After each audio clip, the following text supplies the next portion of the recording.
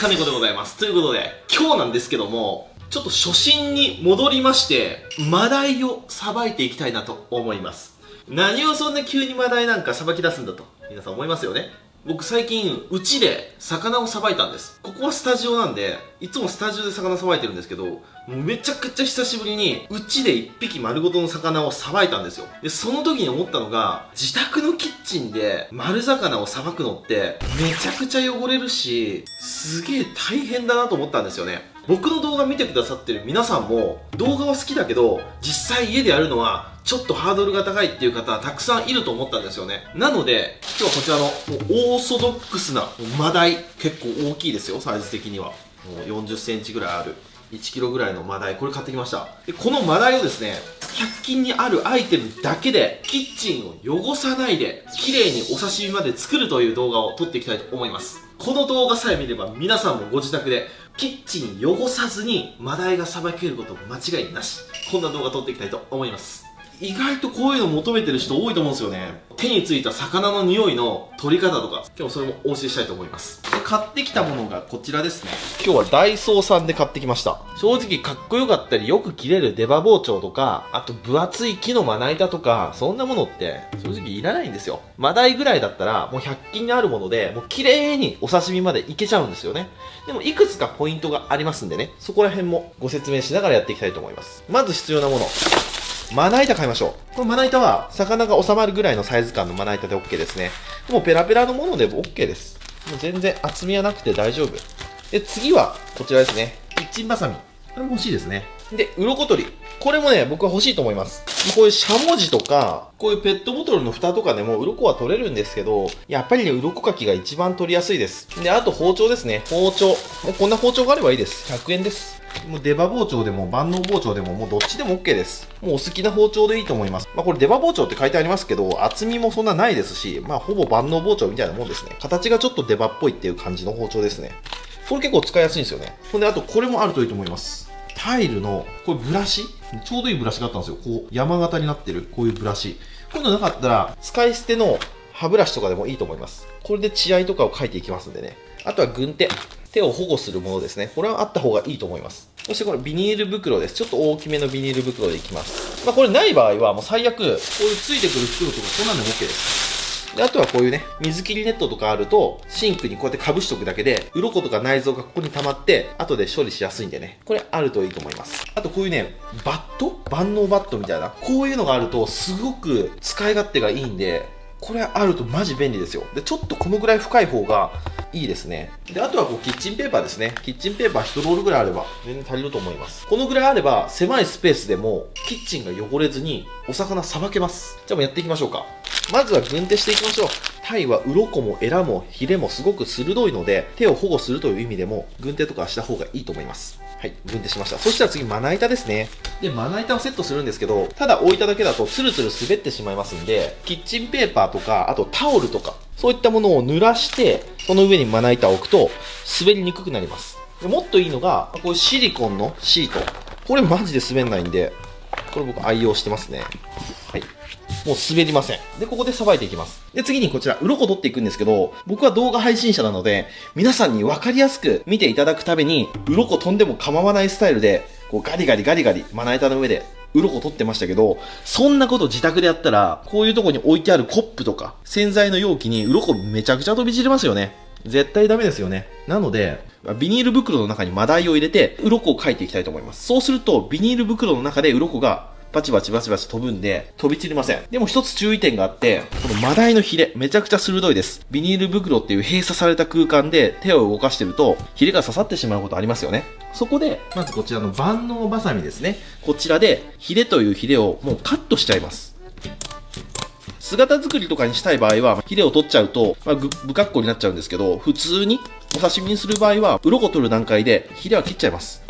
これ刺さるとめちゃめちゃ痛いんでね。結構力がいるんでね、ここはね、本気です。気合でいってみましょう。特にね、ここ、ヒレのこの付け根ですね。ここがめちゃめちゃ硬いんです。これ、一本ね、ここに鋭いのがあります。こういうのは最悪残しておいてもいいです。もう切れない場合は残しとく。鱗取るときにここだけすごく気をつけてください。で、胸びれもすごく硬いので、ここもね、取らなくてもいいです。もうとにかく背びれだけ取っちゃいます。背びれと取れる柔らかいヒレだけ取ってしまって、この状態にします。そしたらお次はビニール袋ですね。ビニール袋の中にマダイを入れます。よいしょ。で、この状態でまな板に置いて、で、このビニール袋の中から鱗かきを持って、で、頭を押さえて、鱗を取っていきます。そうするとほら、鱗は取れるんですけど、周りに飛び散りません。シンクとかで鱗描いてもいいんですけど、いくらシンクでやっても、鱗飛び散っちゃうんですよね。なのでちょっとこういう大きめのビニール袋の中で、鱗取るやり方が最強ですね。この絶対飛び散りませんのでね。はい。で、こんな感じですね。カマの下も、お腹の下も、綺麗に取ります。で、さっきトゲが残っているとこ、確認したところは気をつけて。鱗かきもできるだけ先っちょの方を持ってカリカリするといいと思います。で、透明のビニール袋でこうやってあげることによって中が綺麗に見えるんで危なくないんですよね。はい、こんな感じ。鱗は取れました。やっぱり鱗かき取ると早いです。はい、で、この状態で取るときですね、まだタイに取った鱗がたくさん付着してます。できるだけこのビニール袋の中に鱗を残していきたいじゃないですか。なので、軍手で押さえて、こういう感じで出していきます。そうするとこっち側の鱗がこっちにめっちゃ残りました。そしたらもう一回鱗ついてないところで移動して反対側もこういう風にできるだけ袋の中にこうやって鱗を残す。そうすると綺麗に鱗がついた状態でマダイを救出することができます。で、鱗は全部この中に入りましたね。で、この袋はもうこのまま捨てればいいんですけど、まだ少し残しておきます。はい、そうしたらお水で洗い流します。ご自宅にはこういうものないと思いますので使いませんね。このシンクでこうやって洗っていきます。さーっとですね。洗い流したら、そしたら、このシンクの中で内臓を出していきます。ここ、結構難しいです。慣れていればね、簡単なんですけど、まずここに肛門がありますね。肛門からヒレの付け根ぐらいまで入れちゃいます。本当はいけるんだったら、このカマのここら辺まで包丁入れた方がいいんですけど、このカマのここめっちゃ硬いんですよね。なんで柔らかいこの肛門から、ここまで、ほら、ここで止まっちゃうんですよね。すごく硬いです。なんでもう硬い場合はあんまいかなくて大丈夫。こんだけお腹が開けば内臓をかき出せます。で、ちょっと勇気を出して手を突っ込んで内臓をかき出していきます。で、かき出していくときにこの、見ますこのちょっと黒っぽい長細いもの。これ、うわ、ちょっと飛んじゃいましたね。これ苦玉なんで、これ出しちゃいます。こいつは絶対出すのと、あとはできるだけもう引きちぎります、内臓を。エラと内臓がまだくっついてる状態なんで、結構取りづらいんですけど、ここでできるだけ取ってしまいます。よし、こんな感じですね。内臓が取れて、エラは残ってる状態ですね。そしたらお腹の中を洗います。そしたら、この取った内臓ですね。これは、先ほどのこの鱗の中に入れちゃいます。なんでこれゴミ袋ですね。ゴミはね、できるだけ一箇所にまとめた方がいいと思いますんで。はい、そしたら、この状態になりましたら、シンクで水気をこうやってできるだけ切っておきます。結構お腹の中に水とかが溜まってますんで、綺麗にこう水気を切っておきます。こんな感じですね。そしたら、まな板に移動。はい。そしたら次は頭を落としていきます。エラ取ってないじゃないと思いますよね。エラは無理してこの段階で取らなくていいです。慣れてる人は、ここでエラ切ってエラグリッと出してもいいと思うんですけど、エラ取る工程なんて初心者の方にはめちゃくちゃ難しい工程です。なので、もうここはエラ取りません。内臓だけ出てれば苦玉も潰すことはありませんので、安心ですのでね。よし、そしたら頭を落としていきます。魚の構造上、ここがカマっていう部分ですね。なんでカマがこう入ってますんで、魚の頭をこう落としていきます。まっすぐに落とすと、ここの身がもったいないじゃないですか。なんで、ここの身も残すために、できるだけカマスレスレで落とすってことですね。なんで、斜めに入れます。こんな感じ。で、骨に当たるんですけど、当たったら無理に包丁入れなくても大丈夫です。こう切ってください。そしたら反対向けて同じように切っていきます。このようになりました。カパカパとなりましたね。ほんで、包丁で思いっきりここの背骨を断ち切っちゃってもいいんですけど、背骨って包丁で切ろうとするとめちゃくちゃ硬いんです。お子さんとか女性だとやっぱなかなかね、切れないので、グッと持ちます。グッと持って、パカッと。もう簡単にいけます。握力15ぐらいあれば多分パキッといきますんでね。意外とタイの骨って、ここでね、ポロッと取れるようになってるんですよ。すごくありがたい構造になってます。もうここまでいったらもう手でクラッチ。そしてここちょっと残ってるところがありましたら切ってあげる。これも簡単に切れますんでね。これで頭と、これ胴体だけになりました。そしたら胴体だけになったら、こういうブラシかなんかでカリカリして、この血合いとかも綺麗に取っちゃってもいいですね。で、膜がついてる場合は膜をこうやって切って傷つけてからのゴシゴシと。こうするとすごく仕事が丁寧ですね。はい、こんな感じですね。そしたらこの状態になったら一度胴体と頭をバットに入れます。そしたらまな板すごく汚れちゃいました。なんで一度洗います。まな板はこまめに洗うことが大事。はい、さーっと洗いました。じゃあ次はこちらの頭の処理からいきますか。でこれマダイの頭なんですけど、こう兜割り、この前歯と前歯の間に包丁を入れて真っ二つにすると一つの頭で2枚できるんですけど、それかなり難しいんです。それにこうやって力が入るところで大きな怪我をするんですよ。特にこういう100円包丁とか、こう切れ味が普通の包丁より悪い包丁、こういう包丁でこう力作業をするとき、これが一番危ないです。なので僕は力を入れた動作は一切しません。今この段階でも一切力入れてないですよね。力を入れずにここまで来ました。なので、タイの兜、これはもう割り切ります。割り切って、もうカマだけ。頭の一番価値のある部分ってやっぱりカマなんですよね。なんでこのカマを取ってしまう。エラ蓋を開けて、ここですね。エラの膜をこう切りながら、ここの顎ですね。この付け根。ここは切っちゃいます。ここは簡単にカンと落ちますんでね。はい、取れました。そして、カパカパになりましたら、これをパキッとします。この状態ですね。で、引っ張ると、はい、これ頭の部分と、こうカマとエラになります。で、この段階でエラが剥き出しになりました。もう大チャンスですね。もうこれあと取るだけ。もう全然難しくないです。はい、そうしたらもう、ちょっと格好は悪いんですけど、エラ綺麗に取れました。で、カマと頭だけになりました。そしたらあとカマをこうやって割っちゃう。こうですね。はい、これがカマ2枚ですね。カマはとっても柔らかいんで、100均包丁でも楽々切れます。で、この頭の部分、ここはもう割る必要ありません。割らなくてもいいんですよ。なぜならもうエラついてないので、料理に使う場合も、このまま使えばいいです。ちょっと頭、これ大きいかもしれないですけど、ご家庭のフライパンとかお鍋には入るサイズ感にはなったと思いますんで、これで OK です。エラのこういうところ、血が残っているところは、こうやって流水で流しながら、ブラシでカキカキすれば、とっても綺麗になります。はい。それで、このカマのところも、鱗が残ってたら、この段階で、こうやって手で取ってあげるとか、簡単に手で取れますんでね。最初のところで取り残しがあっても、もうこの段階で取ればいいんです。はい、こんな感じ。で、あとは料理する直前に、熱いお湯をかけて、霜降りして、鱗を逆立てて、冷水の中で、またさらにこうやってこすってあげると、鱗が完璧に取れます。美味しいあら汁、あら炊きできますんでね。頭も美味しく召し上がることができます。さあ、一回まな板を洗いましょう。はい、そしたら次は、これの3枚おろしをやっていきたいと思います。使うものが包丁とキッチンバサミですね。この2つです。まず全体的に水気を取っていきます。水気がついていますと、こうやってツルツルツルツル滑りやすいです。特に新品のまな板だとすごく滑るんですよ。ある程度使い込んで、包丁の線がいっぱいついたまな板だと意外と滑んないんですけど、新品のおろしたてのこういうプラスチック製のまな板は水がついてるとめちゃくちゃ滑ります。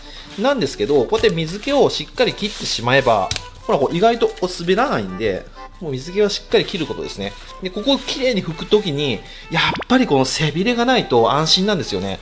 もう気をつけるのはここのトゲだけです。ニッパーとかある人はこれ切っちゃった方が一番いいと思います。で、男性ならね、意外とこう持ってパキッと折れるんですけどね。でも危ないんで、やめた方がいいかもしれませんね。で、お腹の中もきれいに拭き拭きと。きれいに鱗も水気もなく、血合いもきれいに取れてますね。あとは3枚おろしです。僕の動画見てくださってる方は多分上手にできるんじゃないかなと思いますよ。まずは下から1本入れます。下の骨1本入れて、皮1枚切りました。そしたら、そこをガイドラインにまっすぐ包丁を入れていきます。多少ね、骨に身が残ってもいいんですよ。大丈夫です。もう思い切ってやってください。骨に身が残ったら骨の方を活用した料理にすればいいんですから。はい、これ下に1本入りました。そしたら反転させて、次はこの背びれの方ですね。背びれの方も皮1枚切ります。はい、こういう風にガイドラインが1本入りました。もうこんだけです。このぐらい。そしたら入れて、気持ちいい包丁を落としてください。で、ゆっくり。で、1回でいこうとしないでください。タイは身が結構しっかりしてますんで、何回も何回も包丁入れても身が割れることはそんなないので、もう本当に1ミリずつとかでもいいです。もうゆっくりゆっくり。こうね、ゆっくり入れてください。この時も背びれはないので安心ですよね。背びれがあると、こんなとこ指を置いとくと、ブスッと刺さっちゃいますんでね。で、包丁の持ち方なんですけど、やっぱりね、このぐらいの包丁だったら、この3本の指でこう持って、で、ここですね、付け根を親指で押さえて、で、人差し指をこの包丁の背にこう固定する。このやり方が一番しっくりきます。もうすごく安定しますね。力も入ります。最初包丁を使う人、こういう風にね、こうさばく人いるんですけど、これね、刃先の方に力が全く入ってなくて、こう刃先がグラグラしてしまうんですよね。なので安定させるためにも3本ここで持って、で、親指1本ここ固定。ほんで人差し指でさらに包丁を固定する。そうするとものすごい安定するんですよね。僕の腕そのものが包丁みたいな感じになるんですよ。で、入れていくと。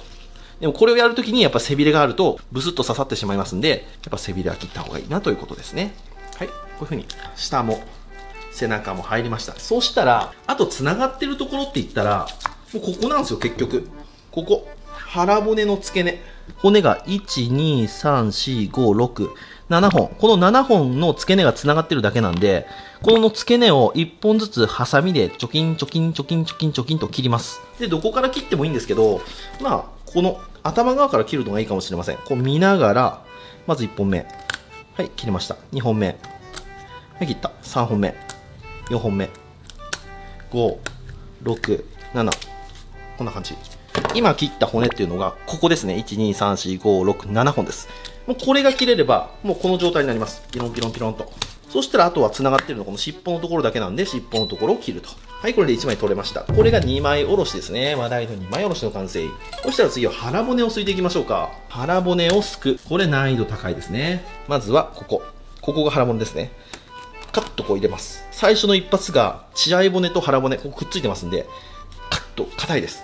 で、ここ1個入っちゃえば、あとはこうゆっくりすいていくイメージですね。こういう風に。もうゆっくりでいいです。もう一発でシャッと行こうとしない。もうあれかっこいいんですけど、一発でできると。いいんです。もうゆっくりゆっくり、慎重に慎重に。ほんで、もうここ半分ぐらいまで取れたら、もう大丈夫です。ここの白いところには骨入ってません。なんで骨が入ってるのはここだけです。ここだけ。なんで、こうカッと入れて、クッとやるだけ。もうこれで骨は取れます。あと残ってるのはこう膜なので、膜はこれついたままで大丈夫です。後で皮引くときに取れますんでね。はい、これで OK。3枚おろしの完成。どうですか ?100 円包丁でおろしたとは思えないほど、ちゃんとさばけてますよね。で、一度バットに置いときます。こんな感じですね。で、この腹骨もとても美味しい出汁が出ますんで、これも残しておいてください。はい、じゃあ次こちらですね。もう1枚。身が残ってます。で、塩焼きとか煮付けとかにもして食べたいよって方は、3枚におろさずに、この骨付きのぶつ切り、このサイズだったら1、2、3、3切れ少ないかな。2切れぐらいかな。このぐらい。2切れぐらい取って、おかずにするといいと思います。煮付けとか塩焼きとか。でもお刺身にするよっていう場合はおろしちゃいましょう。こっち側の3枚おろしが結構難しいですよね。でもやることは全く一緒です。まずは下から1本ですね。皮1枚切ります。切ったら、ちょっと包丁の角度を下に落とし込んで、はい、こう入れていきます。で、真ん中まで入りましたね。真ん中まで入りましたら、ここで止めます。反転させて、次は背中の方ですね。背中の方に1本入れます。1本入れたらこちら側も、ゆっくり、先ほどと一緒、焦らずにゆっくりゆっくり。身が割れることはそんなないんでね、ゆっくりゆっくり入れましょう。最悪身がね、割れてもいいんですよ。プロじゃないので。はい、こんな感じ。背中、お腹入りましたね。で、ここでポイントは、ここまでしっかりと入れる。意外とね、ここが繋がってる方多いんですよ。なので、しっかりとここまで入れて、この状態ですね。そしたら、頭の方からハサミ入れて、パチパチと切っていきます。はい、こんな感じ。で、あとは尻尾が繋がってるだけなんで、尻尾を切ると。こんな感じでおろせました。ほら、骨もこんな感じです。今そんな残ってないですよね。そしたら尻尾をカンと落としています。落とさなくてもいいです。落ちなかったら落ちないでいいです。今包丁で落としましたけど、ハサミでも簡単にこう切れますんでね。パチッと。でも切れるんですけどコツがあって、人間もそうですけど、骨には関節があります。ここですね、関節。白い出っ張りがありますよね、ここ。等間隔でついてます。で、この関節っていうところはものすごく包丁とかハサミ入りやすいです。関節に入っちゃえば、パチッとこう簡単に切れます。逆に関節に入らないとなかなかこう硬いんですよね。なんで関節にしっかり入れてあげる。そうすると簡単に落ちますんでね。包丁で難しかったらハサミで関節を狙ってあげる。そうすると尻尾は取れます。で、尻尾取った方がいい理由っていうのは、こう尻尾からは出汁はあんま出ないんですよね。生臭みが出てしまいますんで、尻尾は僕は取ります。はい、骨この状態になりました。そうしたら、食べやすい大きさにカットですね。関節入れて、こういう感じですね。このぐらいにカットすればとっても使いやすいです。そうしたら、次、こちらも一緒ですね。腹骨をすいていくと。グッとここを入れました。入ったら、こうすくう感じですね。こう包丁で腹骨をこうすくう感じ。こうですね。で、ここまで来たらもう切っちゃう。こうやって。こんな感じですね。もう一回いきますね。こう入れて、こう入れてって、こうすくい取る感じですね。このイメージ。はい、そしたら一回まな板洗います。このまな板をこまめに洗うっていうことがめちゃくちゃ大事なんです。これができない人が結構多いんですけど、区切り区切りで綺麗に洗いましょう。で今から白っぽい映像が続くんで見にくいと思いますんで、下に木のまな板引きますね。なのでやることは一緒です。こうやって引いて、まな板ですね。ちょっと背景が変わったぐらいに思ってください。はい、そうしましたら、この3枚おろしになった状態の身ですね。この状態をね、業界ではフィーレって言いますね。このフィーレ状になったら、次、ここですね。血合い骨が入ってます。なんで、血合い骨をこう取っていきます。で、まっすぐ1本ピーッと入れてしまうと、血合い骨が腹の方についたり、背中の方についたりします。なので、この2本筋を入れて、血合い骨だけをピロピロピロっと綺麗に取ってあげます。なんで、まずは血合い骨のちょっと背中側ですね。こっちから入れて、ちょっと背中側。ここですね。この状態入りました。背中の方には血合い骨ついてません。腹側の方に骨を全部持ってきました。画像で見るとわかんないんですけど、実際触ってみると、ここザラザラして、あ、骨があるなってわかります。骨を避けて包丁を入れていくと。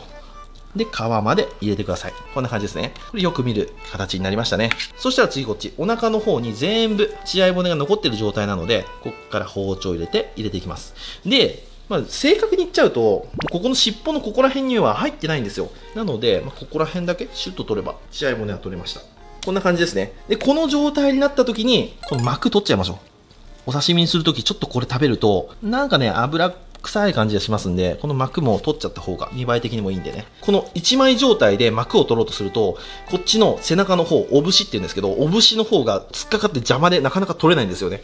でもこの状態でこう外してあげることによって、こっちがフリーになるんで、すごく仕事がしやすくなります。なのでこの状態で膜は取っちゃいます。この状態ですね。こちら側も一緒ですね。背中入れて、スッと。で、こっち側も入れて、1本落とします。で、腹の膜をすき取りますと。はい、こんな感じですね。そしたら次は皮引いていきます。炙りとか湯引きにする場合は、この状態で、炙ったり湯引きにしてもいいと思いますし、一回この状態で切って、炙ったり湯引きしてもいいと思います。これ一回これ切って炙った方がいいと思います。なんでかというと、この状態で炙って刺身で切ろうとすると、皮がベロンと剥がれちゃうんですよね。なんで炙りにしたい場合は、この状態でこう切って炙った方がいいと思います。皮引く場合は、ちょっとこういうね、ところを成形します。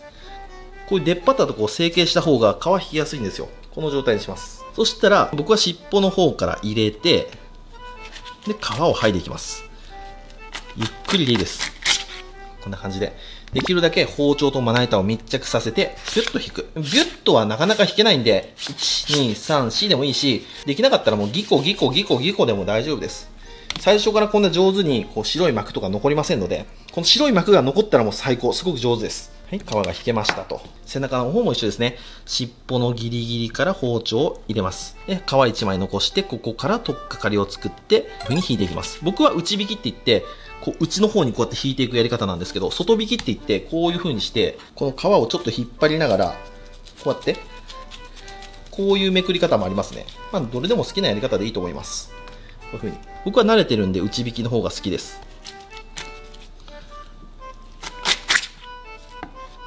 で、ここら辺ぐらいでもう形作っちゃうんですよね。この白いところは見えてますよね。これ OK です。この赤いところが皮に残ってるとダメですね。この状態を作って、これ基準で皮剥いでいきます。こんな感じですね。なんと、100円包丁で、もうここまで綺麗にさばけました。そしたらこの状態で一度塩水にくぐらせて汚れを取っていきます。作業ごとに綺麗に洗ったので、すごく綺麗なんですけど、やっぱりどこか匂いがついてたり、鱗が1枚2枚残ってる可能性ありますんで、それを塩水で洗っていきます。塩水はもう大体ざっくりでいいです。多少濃くても大丈夫です。この塩水の中で洗っていきます。シャバシャバシャバと。そうするとこうやって白く濁ってきます。はい、これ濁ったら取っていきます。で、取り出すときに、ちょっと絞りながら出す。こうすると余計なキッチンペーパー使わなくて済みますね。真水で洗わないでくださいね。真水で洗っちゃうと、水焼けって言って、魚の身がブヨブヨになっちゃうんですよ。でも塩水で洗うと、浸透圧の関係で、魚の中の余計な水分とかがこう出てってくれるんですよ。なので、塩水で洗ってあげます。で、塩味がつかないのって思うじゃないですか。つきません。大丈夫です。そんなしょっからくはなりませんのでね。1時間2時間とかつけたら別ですけど、さっと洗うぐらいだったら大丈夫です。で、これは捨てます。で、これ一度まな板きれいに洗います。で、水気を切ります。で、先ほど変水処理したこちらを、水気をさらに取っていきます。パンパンと。もうこの状態になったら軍手外していいですね。もうなんなら3枚おろしになった段階で軍手は取ってもいいと思います。ごめんなさいね。ちょっと喋るのに夢中でずっと軍手つけてました。はい、この状態になれば、もうあとはこっちのものですね。あとは切っていくだけです。で、気になるようだったらこの縁側が残ってますんで、縁側を取っちゃう。ピロピロピロっと。これですね。で、この縁側、捨てないでください。うまいんです。コリコリしててうまい。で、ちょっと切ってみましょうか。シンプルな丸皿を用意します。そしたら切っていきますね。薄作りにする場合は僕はこの皮目を上にして、こうやって切っていきます。もう包丁も柳包丁とかいいの買わなくても、タイぐらいだったらこのギャラクシーで大丈夫です。こうやって切っていきます。まず一発目は捨て作といって、これ形を整えるために、これは取っちゃいます。で、これ綺麗になりましたね。そしたらこれに沿って切っていくと。で、盛り付けていく。ちょっと斜めに盛り付けてもいいかもね。こういう感じで。切って、盛り付けと。切ったら、ペタッとくっつけて、ちょっと斜めにすると。で、一作で、こんな感じになりました。一周させて綺麗に花作りにするのめっちゃむずいんですよ。なんでかというと、この状態の作がいっぱいあって、ずっとこの形で切れたら、簡単にできるんですけど、次切るところは反対になるんですよね。反対になると、次尻尾から切らなあかんのですよ。尻尾から切ろうと思うと、ここで一回捨て作取りますよね。でそうして、こう切っていくと、若干ですけど、こう形が変わるんですよね。若干。若干変わっちゃうんですよ。これね、結構難しい。僕も難しいなと思うんで、もうここまでいったら、半月のお花盛りみたいなのにします。ここに置いちゃいます。こう置いていきます。はい、こうなりました。そしたらまた中央が残ってますんで、中央。次はお腹の部分行きましょうか。お腹の部分も一緒。もう適当にこう切っちゃいます。もう中央になればなるほど、多少ごまかし効くんでね。腹の薄いところは折り曲げたりして、こうなんかうまいこと切ってください。やっぱりよく切れる柳刃の方が、それは刺身で切れやすいんですけど、もうギャラクシーでもこんだけ見てください。いきますよ。スーッと入りますんで、これ池のプリプリのマダイです。結構硬いんですけど、それでも包丁入るんで、全然余裕で切れますんでね。でもちょっと刺身で引くのはやりにくいですね。結構難しいかも。はい、こんな感じになりました。で、最後ですね、ここ。こっち側も切っていきます。はい、こんな感じ。できましたと。で残った切り出しは、これ、ぶつ切りにします。ぶつですね。ぶつぶつと切っていきます。細かく切って、はい。で、この時にやっぱり骨とか残ってると、こういう切り出しのところに骨とか鱗とかが入ってきちゃいますんで、やっぱり全ての工程で丁寧におろしてあげること。もうゆっくりでいいんで丁寧におろしてあげると、こういう切り出しもお刺身として気持ちよく食べることできますよね。いや、ほんと刺身って意外と盛り付け芸なんですよね。例えば、今日大葉ないんで、こういうハランっていう植物使いますけど、つまとかなくてもお皿にハランを置いて、でこの切り出しをバーンと置くじゃないですか。でちょっと殺風景なんで、色を入れてあげると、赤とか、あと黄色とか、そういうものをポンと入れます。菊なんてあんまないと思うんで、レモンとかでもいいんですよ。こんなん絶対ご自宅じゃないと思うんですけど、赤タで。なかったらラディッシュとか、あと人参とかでもいいですよね。これちょっと入ると、おしゃれですよね。あとはわさびチュッと添えれば、ほら、もう切り出しなんですけど、すごくおしゃれな一品のお刺身ができました。で、こっちもメインのとこもそうですね。今日大葉ないんであれですけど、例えば大葉を1枚、2枚、3枚置いて、ここのつなぎ目を隠しちゃって、これ大葉代わりにいきますね。ちょっとブサイクですけど、こう置いちゃって、大葉を3枚置いて、で、ここに薬味、ネギとか、あとわさびとか、あとこういう赤タレとかもちょんと添えたりね、すだちとか、あともみじとかもね、こう置いたりすると、とっても綺麗ですよね。はい、というわけで、100円包丁で、ここまで綺麗におろすことできます。お刺身はこんな感じ。そして、アラはこうですね。アラがこういう風にできました。で、横行くと、はい、これシンクですね。こういう風にビニール袋にゴミは捨ててあります。